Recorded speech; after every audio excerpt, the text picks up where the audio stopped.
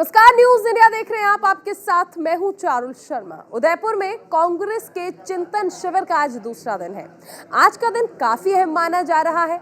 शिविर में होने वाले फैसले कांग्रेस का भविष्य तय करेंगे। इस चिंतन शिविर के जरिए पार्टी टॉप टू बॉटम बड़े बदलाव करने जा रही है और इन्हें लागू करने से पहले आज पूरे दिन कांग्रेस खुद से जुड़े महत्वपूर्ण मसलों पर मंथन करेगी।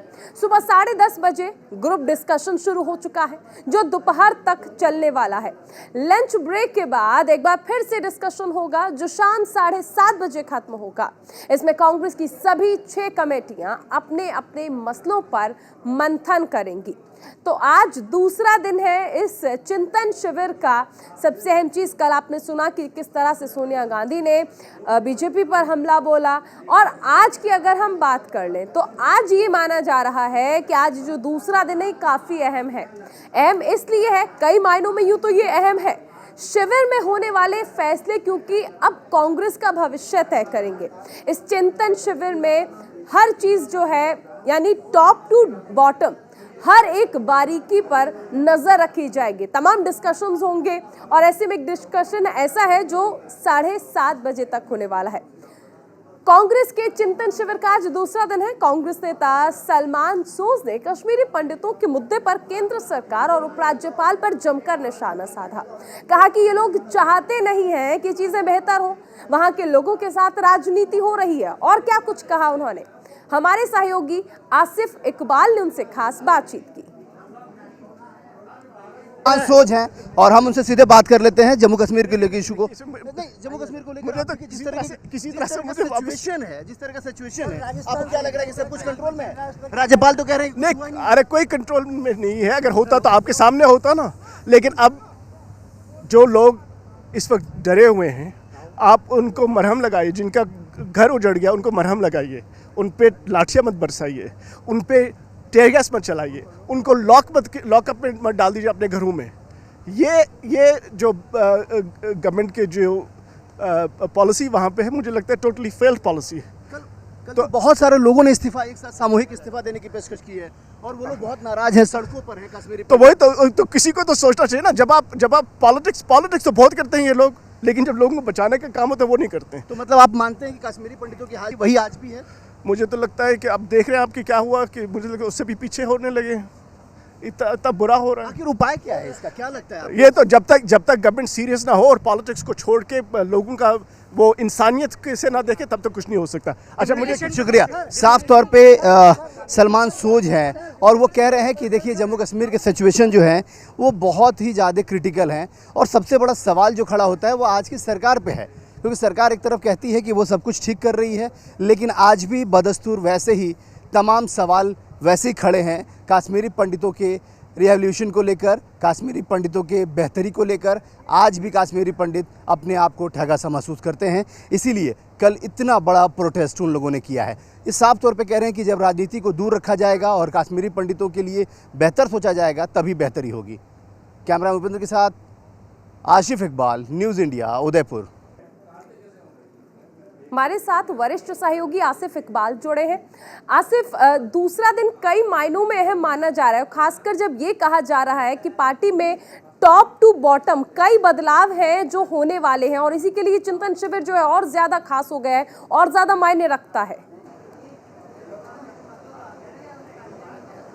बिल्कुल चारुल, आप एकदम सही कह रही हैं। देखिए सबसे बड़ी चीज़ क्या है कि ये 9 साल के बाद ये चिंतन बैठक शुरू हुई है और इस बैठक को लेकर तमाम तरह के साफ तौर पे की है कि चर्चा पर चर्चा हो रही है। और जिस तरीके से ये लोग लगातार कोशिशें कर रहे थे कि इन चीज़ों को बेहतर से करने की पूरी कोशिश कवायद करेंगे, क्योंकि कल जब सोनिया गांधी की भाषण से ये पूरी सेशन के स्टार्टिंग, आप कह सकती हैं कि स्टार्टिंग हुई, उस वक्त तमाम बातें ये मानी जा रही थी कि अब सोनिया गांधी ने जो टास्क दिया है उस टास्क को इन लोगों को कंप्लीट करना है। आज मैं बताऊं आपको कि प्रेस कॉन्फ्रेंस हो रही थी जिसमें पी चिदम्बरम ने साफ तौर पे कहा कि देखिए हम बहुत सारी हमारी कमियां हैं, जो कमियों को दुरुस्त करना है, उन कमियों को दुरुस्त करने के लिए चिंतन शिविर किया। हमारे साथ कांग्रेस के प्रवक्ता हैं, हम इनसे बात कर लेते हैं। आप कैसे देख रहे हैं आप लोग जो जिस तरीके से लगातार आज चिदम्बरम साहब ने कहा कि बहुत सारी कमियों को दुरुस्त करना है, आपको लगता है कि उन कमियों को दुरुस्त करने के लिए चिंतन मंथन बैठक में बहुत कुछ?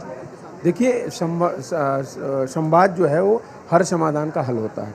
और ये चिंतन शिविर जो है ये संवाद के लिए ही रखा गया है कि हर व्यक्ति वो युवा हो, वो अगर मिड युवा हो या एजिड हो, सीनियर सिटीजन हो, वो सभी लोग एक पटल पे बैठेंगे, एक स्टेज पे बैठेंगे और अपनी अपनी बातें करेंगे। और आपने देखा होगा कि कमेटियां बनाई गई हैं, उस कमेटियों में भी सभी प्रकार के लोगों को, वो यूथ कांग्रेस हो, NSY हो, महिला कांग्रेस हो या वरिष्ठ नेतागण हो, सबको स्थान दिया गया है और सब अपनी बातें रखेंगे और उसके बाद इसका एक निष्कर्ष निकाला जाएगा चिंतन शिविर का, और उस हिसाब से फिर हम लोग आगे बढ़ेंगे। तो आपको लगता है कि वर्तमान परिस्थितियों में चैलेंजेस बहुत बड़े बड़े हैं, क्योंकि चुनौतियां जब बड़ी होती हैं, क्योंकि हम लोगों ने ये माना भी है कि चुनौतियों पर ही ये चिंतन हो रहा है, क्योंकि बहुत सारी चुनौतियां आप लोगों के सामने हैं, उनका मुकाबला करने के लिए एक रूट मैप तैयार हो। देखिए, कांग्रेस पार्टी गांधीवादी पार्टी है और ये आपको मानना पड़ेगा कि चुनौतियां बढ़ी नहीं हैं। हाँ, ये है कि झूठ का जो लेयर है उसे हटाने में समय लग रहा है।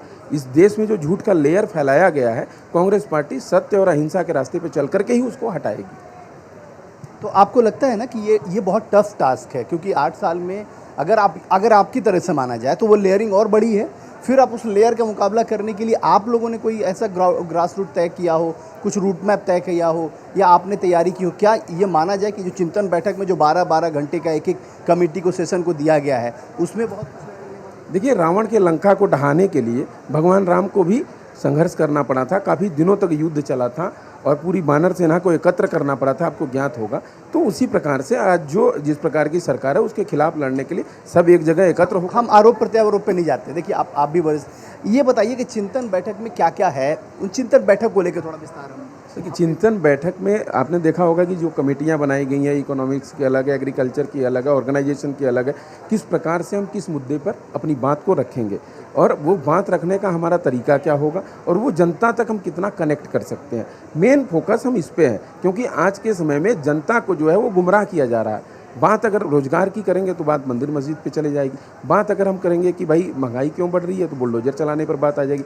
तो देश को डराया जा रहा है और गुमराह किया जा रहा है, उसके खिलाफ हमें किस प्रकार से खड़ा होकर के जनता को कनेक्ट करना है। आप भी मानते हैं कि आज चिदम्बरम साहब ने जो बात कही है, जो आपके वरिष्ठ नेता हैं, उन्होंने कहा कि देखिए, हमारे अंदर कुछ कमियां रही हैं, इसीलिए हम जो चीज़ें चाहते थे लोगों तक पहुँचे वो पहुँच नहीं पाए। देखिए, कमियां क्या, हम लोगों से कनेक्ट होने के लिए बराबर प्रयासरत रहे हैं, लेकिन जनता जो है वो अलग टेस्ट चाह रही थी, उसको टेस्ट अलग मिलना चाहिए। आपको पता होगा कि जिस प्रकार से हमारे पिताजी खाना खाते थे, जो टेस्ट उनको पसंद था वो हमें नहीं पसंद है, हमारे बच्चों को पिज़्ज़ा बर्गर पसंद है। तो आने वाली जनरेशन क्या टेस्ट चाहती है, आने वाले लोग क्या टेस्ट चाहते हैं, उस हिसाब से हम भी अपने आप में परिवर्तन करके नया चीज़ लेकर के आएंगे।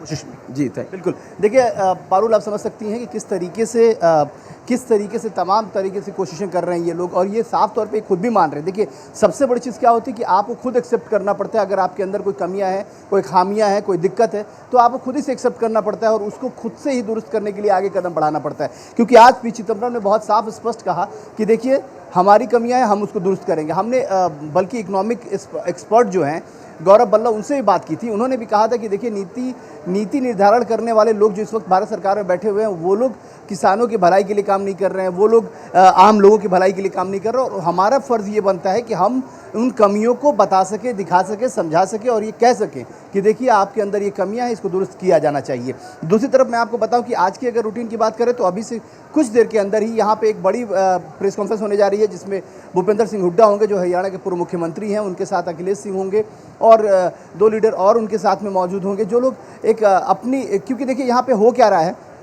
जैसे अभी सुबह में इकोनॉमिक कमेटी की बैठक हुई, उस बैठक को लेकर यहाँ पे आए जो इकोनॉमिक कमेटी में मौजूद लोग हैं। चिदम्बरम थे, उनके साथ गौरव बल्लभ थे, श्रीनती, और उसके बाद अभी जो है वो पॉलिटिकल कमेटी के लोग आने वाले हैं। तो ये तय है। और मैं आपको अंदर की बात अगर बताऊं कि जो पीछे जो मीटिंग चल रही है, जो चिंतन बैठक चल रही है, उसमें आज कई सारी कमेटियों के प्रेजेंटेशन भी हैं, क्योंकि बारी बारी मैंने जैसा कहा कि 12 घंटे का वक्त एक कमेटी को निर्धारित किया गया है। 6 कमेटियां यहाँ पे अलग अलग सब्जेक्ट वाइज 6 कमेटियां बनाई गई हैं। उन कमेटियों को ये कहा गया है कि आप जो लोग दूर दराज से, जिन लोगों ने राय भेजा है, जो सवाल भेजे हैं, जो अपने जो संदेह है उनको भेजा है दूर करने के लिए, उन तमाम सवालों को कंपाइल कीजिए, उसके बाद उसका जवाब क्या हो सकता है उसकी तैयारी कीजिए और फिर आप आगे अपनी रिपोर्ट को सबमिट करेंगे। तो उसी तर्ज पर ये बहुत तमाम ज्यादा चीज़ें हो जरूरी रही भी हैं होती हैं और आसिफ, ताकि पार्टी जो है वो उसी तरह से आगे बढ़ती रहे और तमाम चिंताओं को लेकर ही ये चिंतन शिविर जो है वो चल रहा है। आप बने रहिए, आगे भी आपसे जानकारी ली जाएगी। कांग्रेस पार्टी का उदयपुर में आज चिंतन शिविर का दूसरा दिन है। पहले ही दिन पार्टी अध्यक्ष सोनिया गांधी ने केंद्र सरकार पर जमकर हमला बोला और इसके साथ ही उन्होंने अपने आक्रामक मिशन का परिचय दिया। सोनिया गांधी ने कहा कि बीजेपी आरएसएस की नीतियां देश के लिए आज सबसे बड़ी चुनौती बन गई है। सोनिया ने इसके साथ ही पार्टी नेताओं को क्या क्या संदेश दिया, देखिए इस रिपोर्ट में।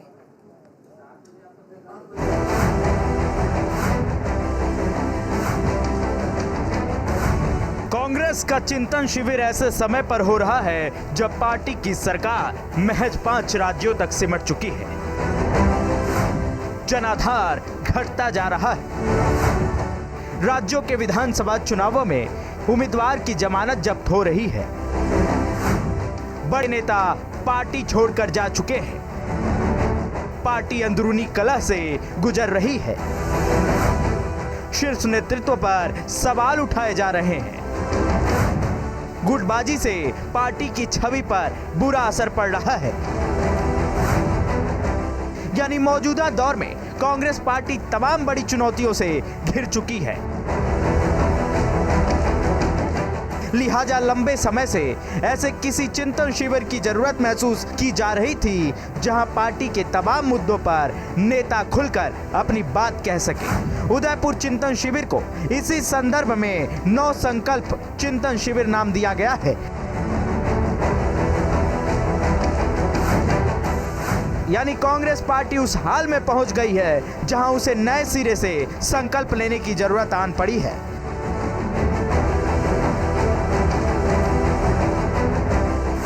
कांग्रेस के नए संकल्प क्या क्या हैं, ये तो 3 दिनों तक चलने वाले शिविर के अहम प्रस्तावों के सामने आने के बाद ही साफ साफ पता चल पाएगा। लेकिन पहले दिन पार्टी अध्यक्ष सोनिया गांधी ने कुछ बड़ी लकीरें खींच दी हैं। अनुमान लगाया जा सकता है कि 3 दिनों के चिंतन शिविर में कांग्रेस की चिंता के मुख्य विषय क्या क्या है। पहले ही दिन सोनिया गांधी ने केंद्र सरकार और बीजेपी पर जमकर हमला बोला और देश में फैल रहे नफरत के माहौल के लिए बीजेपी आरएसएस की नीतियों को जिम्मेदार बता दिया। सोनिया गांधी ने साफ शब्दों में कहा कि बीजेपी आरएसएस की नीतियां देश में आज सबसे बड़ी चुनौती है। That the country is facing as a result of the policies of the BJP and of the RSS and its affiliates. चिंतन शिविर में सोनिया गांधी की ये बड़ी मुनादी थी, लेकिन सोनिया गांधी यहीं तक नहीं रुकी। सोनिया गांधी ने कहा कि देश में बड़ी संख्या में बेरोजगारी बढ़ रही है। यूपी सरकार के मनरेगा और फूड सिक्योरिटी एक्ट को कमजोर किया जा रहा है। लोगों को हमसे बहुत उम्मीद थी, उससे हम अनजान नहीं हैं। हम जब चिंतन शिविर से निकलेंगे तो एक नए आत्मविश्वास के साथ, एक नए संकल्प के साथ जनता के बीच में आएंगे। सोनिया गांधी ने कहा कि सरकार गांधी के हत्यारों का महिमा मंडन कर रही है, केंद्रीय एजेंसियों का गलत इस्तेमाल कर रही है, सामाजिक ताना बाना खराब कर रही है और अल्पसंख्यक वर्ग को दबा कर रखने की साजिश रच रही है। सोनिया गांधी ने कहा कि आज अल्पसंख्यकों को क्रूरता के साथ निशाना बनाया जा रहा है, जबकि अल्पसंख्यक हमारे समाज का अभिन्न अंग हैं और हमारे देश के समान नागरिक हैं।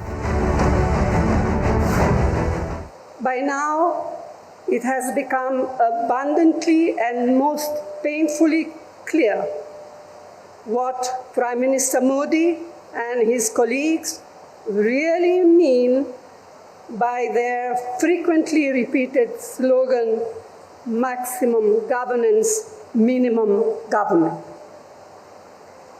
It means keeping the country in a state of permanent polarization, compelling people to live in a constant state of fear and insecurity. It means viciously targeting, victimizing, and often brutalizing minorities who are an integral part of our society and are equal citizens of our republic. चिंतन शिविर में Sonia Gandhi Congress party को किसानों की हितैषी बताने से भी नहीं चूकी और कहा कि काले कानून की वापसी के बाद कांग्रेस संसद और संसद के बाहर किसानों के हक के लिए लड़ाई लड़ेगी। सोनिया गांधी ने इस दौरान महिलाओं और बेरोजगारी के मुद्दे को बहुत जोर शोर से भी उठाया। The sheer tenacity of farmers and their organization compelled the Modi government to repeal the 3 black laws. The Congress Party stood by them steadfastly throughout their long struggle, both within Parliament and outside. But the promises made by the Prime Minister to the farmers when they withdrew their agitation have yet to be fulfilled. Meanwhile, it looks as if procurement of wheat this year will fall steeply, threatening the very foundations of our national security, food security program. वैसे तो ये बयान किसी भी राजनीतिक सभा में दिए गए सोनिया गांधी के केंद्र सरकार पर किए गए हमले से अलग नहीं थे, लेकिन ऐन मौके पर सोनिया गांधी के ये कथन ये बताने के लिए है कि कांग्रेस पार्टी के सैकड़ों नेता देश को ऐसे हालात और माहौल से बाहर निकालने के लिए उदयपुर में इकट्ठा हुए हैं। इसलिए इस शिविर में सोनिया गांधी ने पार्टी के सभी बड़े बड़े नेताओं को नए सिरे से साहस दिखाने और संगठन को मजबूत करने के लिए आह्वान किया। सोनिया ने कहा कि हमें संघर्ष करना है और जीतना है। अब समय आ गया है कि हमें अपनी कमजोरियों को पहचानना है और उस पर विजय पाना है, जनता के दिल में स्थान बनाना है। सोनिया गांधी ने कहा कि आज भले ही कांग्रेस पार्टी की स्थिति अच्छी नहीं है, लेकिन इस कठिन समय का मुकाबला मेहनत के साथ ही किया जा सकता है। पार्टी ने नेताओं को बहुत कुछ दिया है, अब वक्त है पार्टी का कर्ज उतारने का। अब देखना ये होगा कि बाहरी ही नहीं बल्कि अंदरूनी चुनौतियों से भी जूझ रही कांग्रेस पार्टी के नेताओं में सोनिया गांधी की ये जोश भरे भाषण कितना जोश जगा पाते हैं और वे आगामी चुनावों में कितना कारगर साबित होते हैं। कांग्रेस की चिंतन शिविर का आगाज सोनिया गांधी के टास्क से शुरू हुआ और उन्होंने तमाम कांग्रेस कार्यकर्ताओं नेताओं को टास्क दे दिया कि अब तक पार्टी कॉम्प्रोमाइज़ करती थी, अब आपकी बारी है। दूसरी तरफ उन्होंने कहा कि संगठन को मजबूत बनाने के लिए सड़कों पर उतरना पड़ेगा। तमाम मुद्दों पर उन्होंने विस्तार पूर्वक सभी लोगों से कहा है कि वो जो कमेटियां जो बनाई गई हैं उनकी रिपोर्ट गंभीरता से लिए जाएं और उनकी तैयारी भी गंभीरतापूर्वक की जाए, क्योंकि इन तमाम चीज़ों की वो खुद मॉनिटरिंग कर रही हैं। और सोनिया गांधी ने साफ तौर पे तमाम नेताओं के लिए स्पष्ट कह दिया है कि आपको कांग्रेस पार्टी में रहकर काम करना पड़ेगा। अब देखना दिलचस्प होगा कि इस चिंतन शिविर में क्या क्या निकलकर सामने आता है, जो कांग्रेस की दशा और दिशा दोनों बदलने का काम कर सकता है। कैमरामैन उपेंद्र के साथ आशिफ इकबाल, न्यूज़ इंडिया, उदयपुर। उदयपुर चिंतन शिविर में पार्टी को आगे बढ़ाने के लिए कई कमेटियां बनाई गई हैं। उनमें से एक युवा कमेटी भी है, जिसकी सदस्य अलका लांबा से बातचीत की हमारे वरिष्ठ सहयोगी आशिफ इकबाल ने। हमारे साथ अलका लांबा हैं और हम सीधे मैम आपने जो राइट टू जॉब की बात की है वो एक बहुत बड़ा इशूज़ है और इस वक्त आपने जैसा भी पूरा आपने ढांचा भी बताया कि किस तरीके से परेशानियां हल, तो कैसे इसमें क्या चर्चा होगी? देखिए, मैं सदस्य हूं जो कोर कमेटी कांग्रेस अध्यक्षा ने बनाई है। 1.5 घंटे की अभी चर्चा हुई है, 12 घंटे 30 मिनट चर्चा होनी है आज और कल मिलाकर। उसमें पहले ही में ये आया कि सबसे बड़ा जो मुद्दा देश के युवाओं के सामने सर उठाकर बोल रहा है, जो बर्बादी की ओर ले जा रहा है, वो है बेरोजगारी। सो हम उस पर आगे बढ़ रहे हैं। मनरेगा एक अच्छा उन्होंने बताया कि जब तालेबंदी थी, महामारी के बीच में वो डूबते को तिनके का सहारा साबित हुआ है। तो ऐसा ही कुछ right to employment, right to education लाए, राइट टू फूड लाए, राइट टू इन्फॉर्मेशन लाए, अब राइट टू एम्प्लॉयमेंट का अधिकार हम लोग को लगता है कि मील का पत्थर साबित होगा, क्योंकि जिस तरीके से राइट टू एजुकेशन की बात की आपने, राइट टू इन्फॉर्मेशन की बात की, और ख़ास तौर पे मनरेगा की बात आपने की, ये एक मील का पत्थर साबित हुआ था और माना ये जाता था कि यूपीए 1 से यूपीए 2 बनाने में सबसे बड़ा हाथ रहा।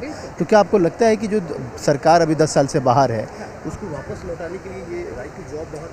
देखिए, अगले 2 साल कांग्रेस इस पे मंथन कर रहा है कि हम विपक्ष की भूमिका में हैं, उस विपक्ष की भूमिका को और कैसे सड़कों पर ले जाकर मजबूत किया जाए।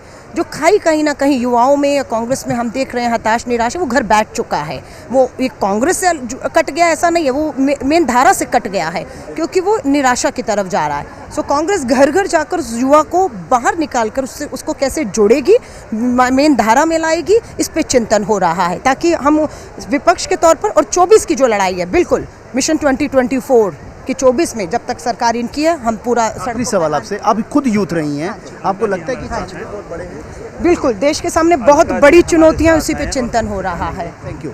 साफ तौर पे अलका लांबा कह रही हैं कि बहुत बड़ी चुनौतियां हैं और उसका चिंतन हो रहा है और चिंतन से ही निकल के आने वाला है। 12 घंटे की चिंतन चलनी है, जिसमें अभी सिर्फ 1.5 घंटे की चिंतन हुई है, जिसका कॉन्क्रीट सबके सामने रखा गया है। कैमरा उपेंद्र के साथ आशिफ इकबाल, न्यूज़ इंडिया।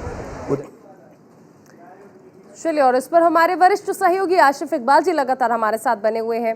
आशिफ, अगर हम देखें तो कांग्रेस के लिए एक तरफ हम ये तो देख रहे हैं कि सोनिया गांधी ये कह रही हैं कि दरअसल आरएसएस की नीतियां हैं जो देश के लिए हानिकारक हैं, घातक हैं, लेकिन नहीं लगता कि फिलहाल कांग्रेस को आत्मचिंतन की भी जरूरत है, क्योंकि जो विरोधाभास खुद कांग्रेस के अंदर नजर आता है, जो अंदर नजर आता है, उसने कई चुनौतियां खुद कांग्रेस के लिए खड़ी की हुई हैं। आप बाहर की जो राजनीतिक पार्टियां हैं उनसे तो लड़ सकते हैं, लेकिन लड़ेंगे तो तब जब पार्टी खुद में सशक्त हो। यहां तो गुटबाजी कांग्रेस के अंदर ही देखने को मिलती है। क्या इस पर भी चिंतन शिविर में कुछ काम किया जाएगा, इस पर भी विचार किया जाएगा? बिल्कुल चारुल, आपने बहुत बेहतरीन सवाल किया है जो आज के संदर्भ में बहुत ज़रूरी है।